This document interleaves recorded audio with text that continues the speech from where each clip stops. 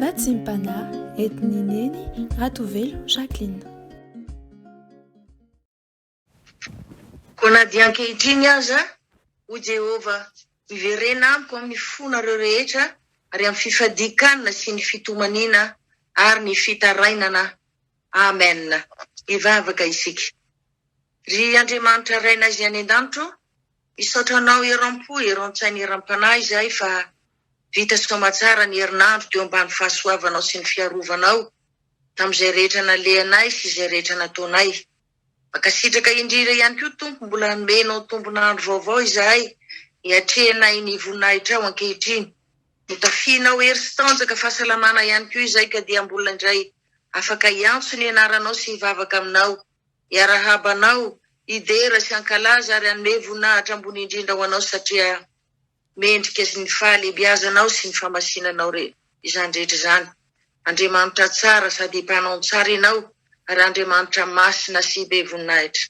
Ankehitriny Tompo dia mbola afaka indray izahay ny teninao, hananatra anay, hampianatra anay amin'izay rehetra tokony ataonay. Koa mangataka aminao Tompo malalo, mba diovy amin'ny raha soanao izahay rehetra, adio tanteraka ho afa-pahotana. Dia mba hanaiky hitoetra ao anatinay ny fanahy masinao, hanadio ny fo mampananay, mba ho tonga tany lonaka ny rinin'ny teninao tsara tokoa izahay. Mampiarina eo amin'ny fiainanay iray manontolo ny afatrao ary koa zarainay amin'ny manodidina anay mba hahatonga anay rehetra samy voavonjy ka handova ny lanitrao. Dia mitenena Tompo fa vonona izahay handray sy hankatoa ny teninao. Amin'ny anaranao masina sy be voninahitra Tompo nanaovana izany vavaka izany.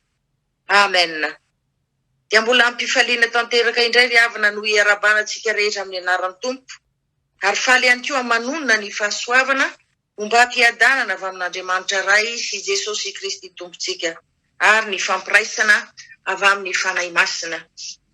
Ny teny izay angalantsika fampaherezana amin'ity andro androany ity dia izay hitantsika eo amin'ny bokin'ny Daniela, bokin'ny Daniela toko 5 ny andinin'ny 7 ka hatramin'ny 9. Bokin'ny Daniela toko 5 ny andinin'ny 7 ka hatramin'ny 9. Hovakina izany amin'ny anaran'i Jesosy Kristy Tompony teny. Ary nampanatrehiko an'Andriamanitra Tompo ny tavako hitady izay hivavahana sy hifonana amin'ny fivadikanana sy ny lamba fisaonana ary mila venona. Ary nivavaka tamin'i Jehovah Andriamanitra aho ka nitsotra hoe, indrisy Tompo, Andriamanitra lehibe sy mahatahotra, mitandrina ny fanekena sy ny famindrampo amin'izay ty azy sy mitandrina ny didiny. Efa nanota izahay sady nanao meloka ary nanao ratsy sy niodina, eny efa niala tamin'ny didinao sy ny fitsipikao izahay. Ary tsy noenonay ny mpaminany mpanomponao izay niteny tamin'ny anaranao, tamin'ny mpanjakanay sy ny mpanapakanay sy ny razanay ary ny vahoakanay rehetra. Amen. Izany andian-tsoratra masina izany indray ry havana no angalantsika fampaherezana amin'ity maraina ity. Hita tokoa eo amin'io andinin'ny 7 izay voavy novakitsika io fa milaza mazava tokoa Daniela hoe nampanatrehiko an'Andriamanitra Tompo ozy izy ny vitavako hitady izay hivavahana sy hifonana amin'ny fivadikanana sy ny lamba fisaonana ary ny lavenona. Fa inona moa ry havana nahatonga ny Daniela hanatanteraka an'izany vavaka mafy dia mafy izany? Ny antony dia satria mantsy Jeremia mpaminany nilaza sy nampanantena fa raha afaka ny 70 taona dia hanomboka ny fananganana ny Jerosalema. Efa nadiva ho tapitra rehefa ny 70 taona kanefa dia tsy mbola hita taratra ihany ny fananganana ny Jerosalema. Hanika dia sahiratsaina Daniela ka nanomboka teo izy dia hitady izay hivavahana sy hifonana amin'ny fifadikanana sy lamba fisaonana ary lavenona. Nandritry ny fotoana nivavahany tokoa Daniela dia tsy nitsahatra izy ny fona ny babokeloka tamin'ny fahotana vitany sy ny fahotana vitan'ny Israely fireneny. Noloarany teo anatrehan'Andriamanitra avokoa ny fahadisoany sy ny fahadisoan'ny Israely rehetra izay tsy niaino ny feon'Andriamanitra, nandika ny lalàn'Andriamanitra mandrakariva, nanamafy ny fony ary niodina sy niala tamin'Andriamanitra mihitsy aza. Hita marina tokoa izany fa Daniela dia tena olombavaka tanteraka sady tia mifadianana koa. Ary tsy teo ihany no nahitana fa nahitana izany Fa tena fomba fiainan'i Daniela mihitsy zany mivavaka intelo isan'andro zany. Ary tsy mahagaga ry havana raha nikombona tanteraka ny vavan'ny liona raha natsipy tao an-davaka ny liona Daniela satria alohan'ny nandatsahana azy tao dia efa naniraka mialoha ny anjely Andriamanitra mba hialoha azy ao anaty lavaka hiaro azy. Hitan'Andriamanitra tokoa mantsy ry havana fa olombavaka Daniela ary tena tia mivavaka ho an'ny hafa ihany koa izy. Amin'izao fotoan-tsarotra iainantsika izao ry havana dia mila mitandrina tsara isika satria be dia be tokoa ny lavaka ny liona dia davany devoly fahavalontsika andatsahana-tsika. Soa fa androany dia nahariarin'Andriamanitra eo anoloantsika fa rehefa matanjaka ara-panahy isika izany hoe mazoto mivavaka isan'andro, mifona sy mibebaka amin'ny fahotantsika, mifona ihany koa ho an'ny hafa, mifamatotra mafy amin'Andriamanitra amin'ny alalan'ny vavaka sy famakiana amin'ny teniny. Dia tsarovy ry havana fa tsy ho takony eo anatrehan'Andriamanitra akory izany rehetra izany. Fa tsy maintsy andefa ny anjeliny amin'izay toerana misy antsika koa Andriamanitra mba hiaro antsika amin'ny loza maro isan-karazany. Mampalahelo nefa ry havana dia izao, na dia efa tsapantsika izao aza fa tototry ny olana saribahana ny fiainantsika dia toa tsy mbola tonga saina ihany isika fa ny zavatra rehetra miseho amin'ny fiainantsika ne ka misy antony avokoa ka tokony isika hitodika sy hiverina amin'Andriamanitra, azoto hivavaka sy hibebaka amin'ny izay fahotana vitantsika, ezaka ihany koa hanao vavaka fifadikana. Mety tena ho sarotra nefa ny fanatanterahana izany rehetra izany, indrindra raha toa ka tsy zatra isika. Kanefa tsy maintsy mila miezaka isika satria marary ary tena mahamongo miantra manaina mihitsy izany mivavaka maharitra izany. Toy izany nefa ny olona tadiavin'Andriamanitra ry havana amin'izao andro madiva hifarana izao. Mitady olona mamola tena hivavaka maharitra Andriamanitra mba hanombony ny nofony. Izany hoe izay rehetra tsy mahafinaritra ny tenantsika, izay rehetra tsy mahafinaritra ny saintsika sy ny sofintsika, izany no ezahana atao mba ho voaomby ny tenantsika ray manontolo.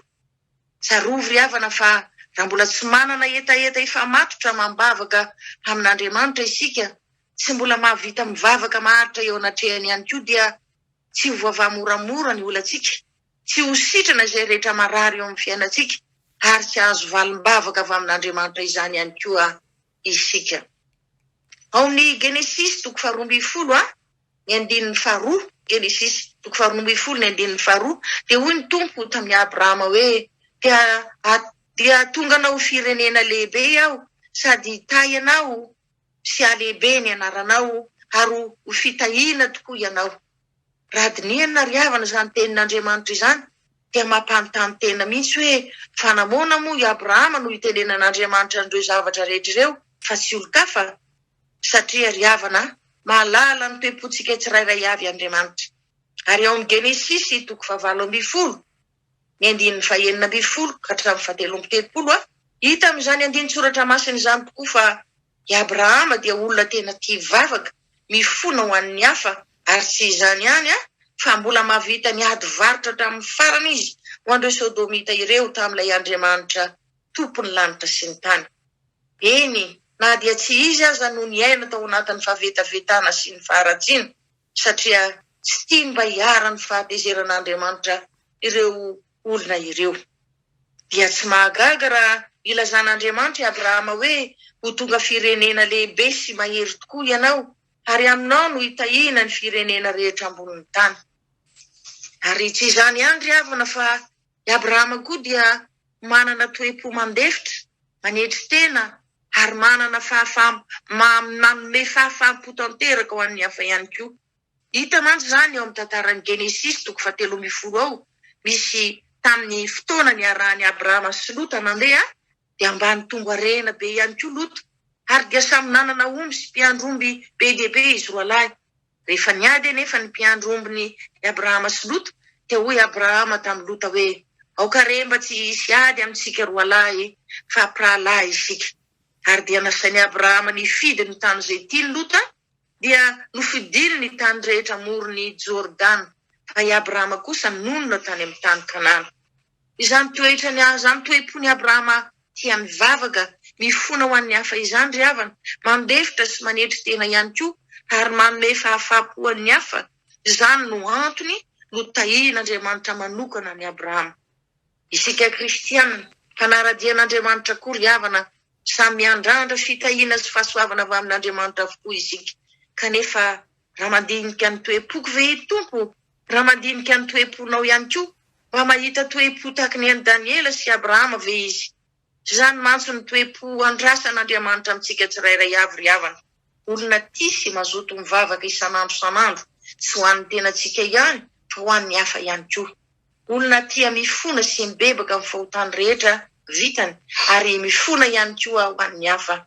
Olona tia miaina ao anatin'ny fandeferana sy ny fanendredena, ary miantra sy mikarakara ny hafa ihany koa.